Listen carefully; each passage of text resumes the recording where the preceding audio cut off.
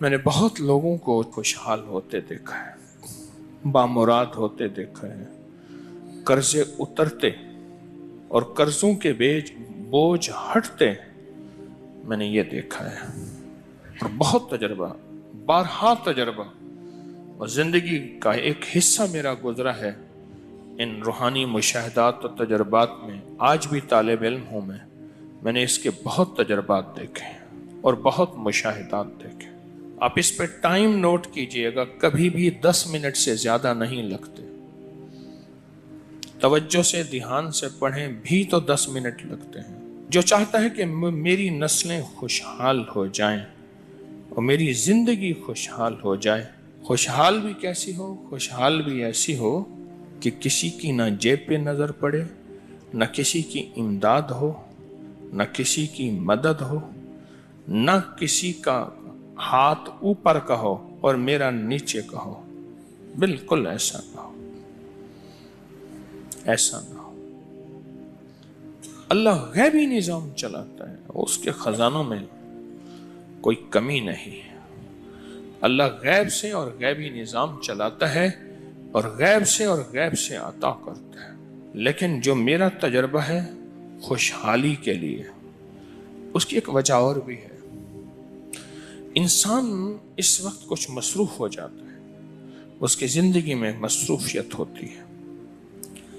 کتنے لوگ ایسے ہیں جنہوں نے آج تک سورج نکلتے نہیں دیکھا۔ ایک صاحب مجھ سے کہنے لگے، تسبیح خانے میں آنے کے بعد میں عید پڑھنے لگا، کیونکہ عید تو وہ پڑھ دے جو صبح اٹھے، میں تو رات کے آخری پہر کو سوتا ہوں اور دن کے کتنے بجے اٹھتا ہوں، میں آج تک عید نہیں پڑھ سکا۔ اب تسبیح خانے میں آنے کے بعد عید پڑھتا ہوں۔ اس کو میں نے بہت لوگوں کو بتایا اور بہت لوگوں نے اپنے تجربات مجھے بتائے اور مشاہدات مجھے بتائے۔ میں نے کئی لوگوں کو صرف چاشت کے عمل سے، فرض نماز تو پڑھتے ہیں، نوافل میں چاشت کے عمل سے خوشحال ہوتے دیکھا ہے۔ فجر کی نماز کے 1 گھنٹے بعد چلو طے کر لیں اشراق ہے، اشراق کے 1 گھنٹے کے بعد چاشت۔ بس آسان آپ کو طریقہ بتا دیں۔ فجر کے 1 گھنٹے کے بعد کیا؟ اشراق کے نفل، ٹھیک، اور اشراق سے 1 گھنٹے کے بعد چاشت کے نفل۔ دکان ہے، دفتر ہے، کاروبار ہے، جہاں بھی ہے وہاں ذرا تنہائی میں بیٹھ کے پڑھ لیں۔ اور چاشت کے کتنے نفل ہوتے ہیں؟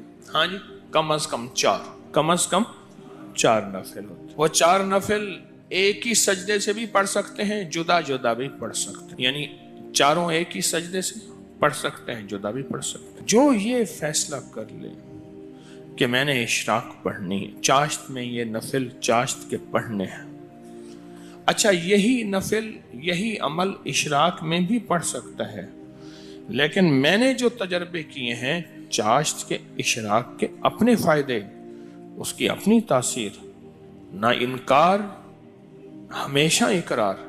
اب چاشت کی ایک رکعت میں جو بندہ چاشت کی رکعت میں 1 بار علم نشرح اور 1 بار قل هو اللہ، بس کوئی مشکل نہیں، یہ آج میں آپ کو عمل بتا رہا ہوں۔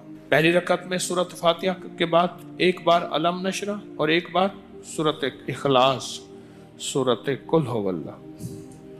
پھر دوسری رکعت میں سورۃ فاتحہ کے بعد 1 بار علم نشرح، 1 بار قل هو اللہ۔ تیسری رکعت میں سورۃ فاتحہ کے بعد 1 بار علم نشرح اور 1 بار قل هو اللہ۔